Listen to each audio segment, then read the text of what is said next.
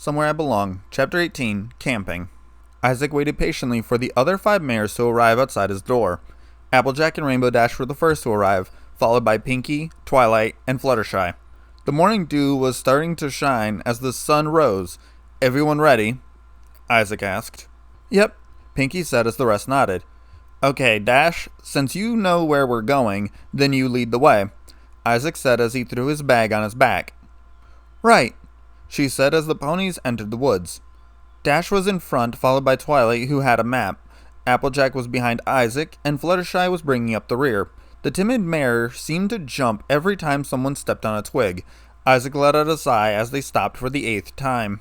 "Okay, everyone, hang on," Isaac said as he stopped. "What now?" Dash asked in an impatient tone. Isaac looked back towards Fluttershy, who was struggling to keep up. Come on, it's gonna take us forever to get there," Dash complained. Isaac removed his bag and walked down towards the mare. I'm sorry, Isaac," Fluttershy said as she hung her head. Isaac put a hand on her shoulder. "It's okay, we'll get there." The man then noticed the mare rubbing her shoulders as she bit her lip. "Is your pack too heavy?" he asked. No, I can manage.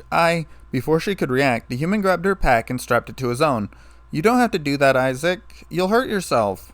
"I'll be fine," Isaac said with a smile. "How much farther, Dash?" "It'll take us another 2 days to get there, but there's a rest stop just up ahead, where we can camp for the night." "You sure?" "Yep. Dash, Rarity, and I took the CMC up there a few months ago," Applejack said with a smile. "Good, then let's get going," Isaac said as he continued forward. As the day went on, it only got hotter and more humid. Isaac was carrying the most weight and kept the best pace. The group stopped as they came to an opening in a field. There were 3 logs around a stone fire ring. "This is it," Applejack said with a smile. "Good, then let's unpack," Isaac said as he threw his bag down and cracked his back. The yellow mare took her bag from the man and had a guilty look on her face. "Fluttershy, I'm fine. I've carried heavier things than your backpack." "I just feel bad." Applejack came over and lifted the bag with one arm. She looked at the yellow Pegasus in shock. "What did you bring in here, Shy? This thing is lighter than air," she said as she set it back down. "Where's your tent?" "I, don't have one," she said in a timid tone. "What?" the group said in unison. "Why didn't you say anything?" Dash asked. "I was afraid to." The cyan mare then face-palmed. Isaac let out a sigh and looked at the other 4 mares. "Can she bunk with one of you?" "Sorry, I'm bunking with Pinky," Twilight said. "Dash and I could probably." Isaac was cut off as the cyan mare held up her hand. "I'm bunking with AJ," she said in an almost angry tone. "Okay then," Isaac said as he cocked an eyebrow. "My tent holds 2, so you'll be bunking with me." The yellow mare's face turned red. "Are you sure? I don't want to be a bother," she said in a timid tone. "It's fine. It's only for a few nights," he said as he started to set up the tent. When they were done, Isaac had stashed his and Fluttershy's bags inside the tent. "Okay, now that that's out of the way, we need to get cracking. Twilight, I want you and Dash to go find some sticks for the fire." "On it." "AJ, Pinky, I need you two to look at our food supply and be ready to start cooking once the fire is made." "Okie dokie, Loki," Pinky said with a salute. "What about you, then, Hotshot?" Dash asked. "Shy and I are going to go find some water and purify it," he said as he held up a bag. "Oh, before I forget," he said as he went over to his bag and pulled out 5 knives. "Take these." "Why?" Dash asked. "Better to have one and not need it than need it and not have one," he said as he withdrew his own knife. Unlike the one the mares had seen, this knife was a bit more worn and had a sleek black leather sheath. The blade had a few nicks in it, and it was a bit rusted on the edge. "If it needs sharpening, then just come and see me," he said as he and the yellow mare walked away from the campsite towards the sound of running water. As the 2 made their way deeper into the thicket, Isaac heard the sound of rushing water getting louder. Once they got to the stream, the human filled the odd bag with some water and the 2 started to make their way back to camp. He saw that Dash and Twilight had returned with the firewood. "Hey Twi, can you light this?" Dash asked. "Sorry, I don't know any fire magic," she said with a shrug. "Relax, I got this," Isaac said as he went over to his pack and withdrew a box of matches. He lit the kindling and the fire was started. Soon the farmer and the pastry chef started to cook. "So how did the inventory go?" "By my account," We got plenty of food till we get there, plus the return trip, the farmer said with a smile. Excellent, Isaac said with a grin. The orange mare then opened the pot to see the stew peeking. Soup's on, every pony, Applejack hollered. The group then sat around the fireplace and stirred to eat. As the sky grew darker and the fire seemed to get brighter, the ponies started to tell stories. Fluttershy gulped and grabbed Isaac's arm as Dash finished her story about the headless pony. And they were never heard from again, she said in a creepy tone. The ponies gulped as Dash made a spooky laugh. Fluttershy instantly ducked behind the log and started to shake. Okay, this is the story of Slenderman. As Isaac told his tale, the mares all leaned in closer. The man could see the worried looks on the mares' faces as he came to the climax. So if you ever feel a shiver run down your spine, chances are that he's creeping up behind you, watching, waiting for the opportune moment. A leaf from the overhead tree drifted down from the branch and touched the Cyan mare's shoulder. Ah, Slenderman! She yelled as she jumped 20 feet in the air. Fluttershy screamed as well. Applejack and Pinky started to laugh while Twilight tried to contain her composure. You okay, Dashy? Pinky said through the giggles. I'm fine. The leaf just surprised me, she stammered. It's okay to be scared by something like that, Dash. Hell, I couldn't sleep for days after I heard that story. Isaac said with a yawn. Well, it's getting late and we have a full day of hiking to do tomorrow. Good night, he said as he walked over to his tent with a trembling Fluttershy in hot pursuit. Twilight and Applejack stomped out the fire before heading to their tents. Inside the human's tent, Isaac had removed his shirt and slipped into his sleeping bag. As the man tried to fall asleep, he felt the yellow mare shaking. You okay, Fluttershy? He asked. I was just wondering, is that story true? She asked in a timid tone. Doubtful, and if it does exist, then it would live in my world, he said with a smile. Sorry for troubling you, she said in a low tone. Isaac sat up and looked at her. Look, Shy. It's perfectly natural to be scared of things. I'm scared of things too, he said in a reassuring tone. The mare still had a sad look on her face. Look, if you're ever scared, just call out my name, and I'll be there, he said with a smile. Promise? She asked. Promise, he said with a smile. The mare felt a wave of relief wash over her as she laid back down to sleep beside the man. Isaac woke up to find himself in a pitch-black forest completely alone with nothing but the small fire burning brightly in front of him.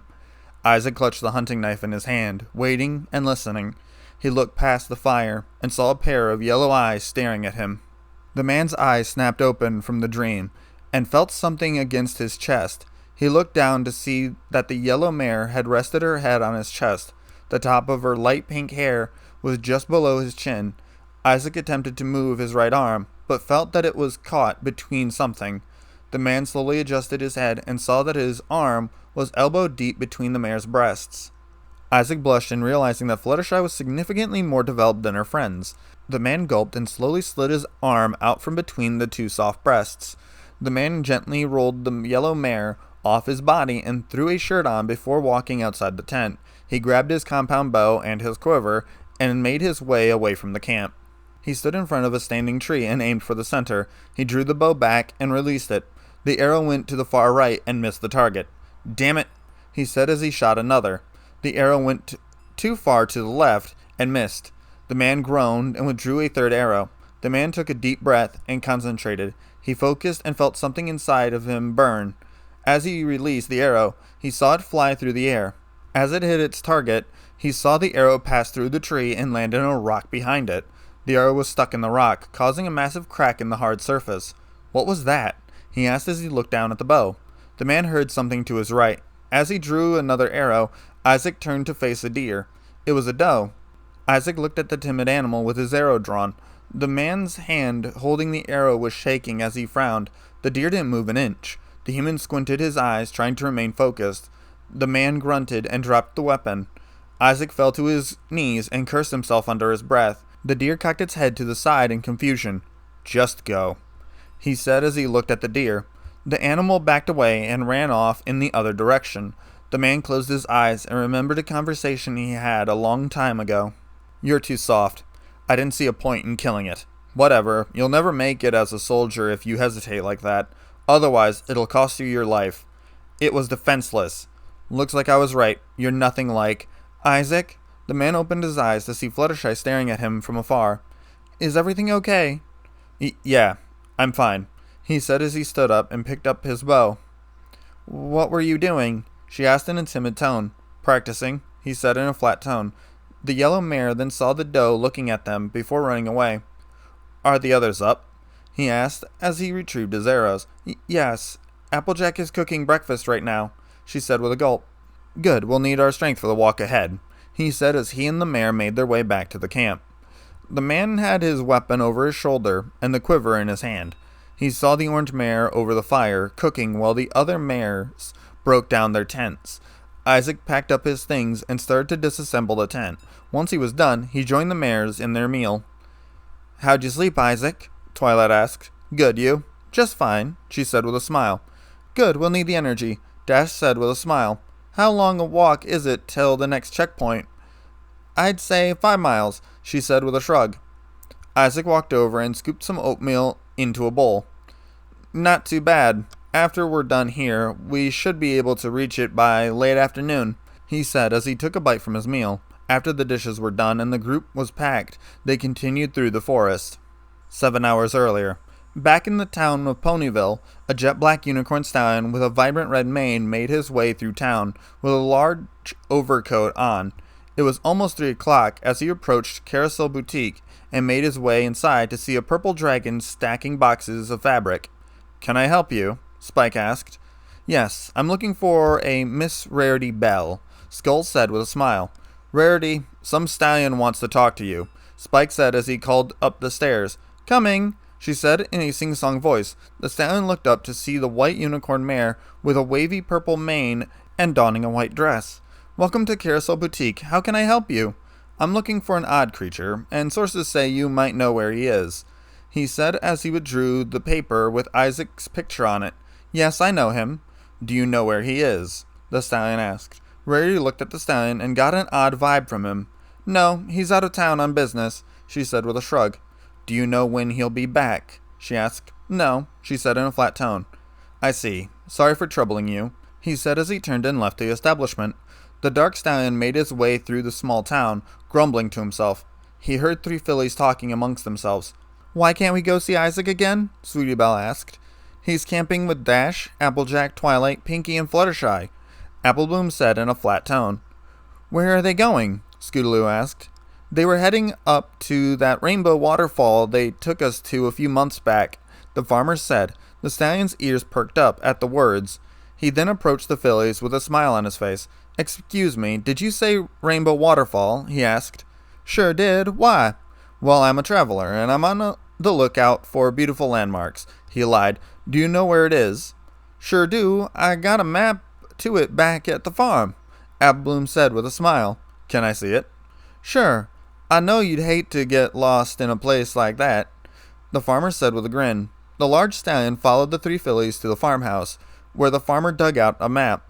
This here is the most direct route and will take you 3 days to get there. I see. Sounds like quite the trek, Skull said in surprise. It is so worth it, though, Sweetie said with a smile. It is so beautiful. Do you mind if I copy this map? Sure, the farmer said with a smile. The stallion's horn glowed, and a duplicate of the map was made in his hands. He handed the original back to the fillies and smiled. Thank you very much. You 3 have been a huge help, he said in a kind-hearted voice. The stranger then got to his feet and walked out the door. No problem, mister. If you see Isaac or the others, tell them we said hi, Scootaloo said as she waved goodbye to the stallion. Oh, trust me, I will, he said, keeping his eyes front and his evil smirk hidden from the fillies. The stallion quickly made his way into the forest and pulled out a spell book filled with odd symbols. He put the book on the ground and placed his palm on top of one of the seals. The circle started to glow, and a black puff of smoke came out. Through the smoke, a pair of bright red eyes stared at him. He's traveling with 5 mares. Don't let them see you. The beast roared and charged down the path after the group. Time to see if this human is either prey or hunter, he said with excitement in his voice.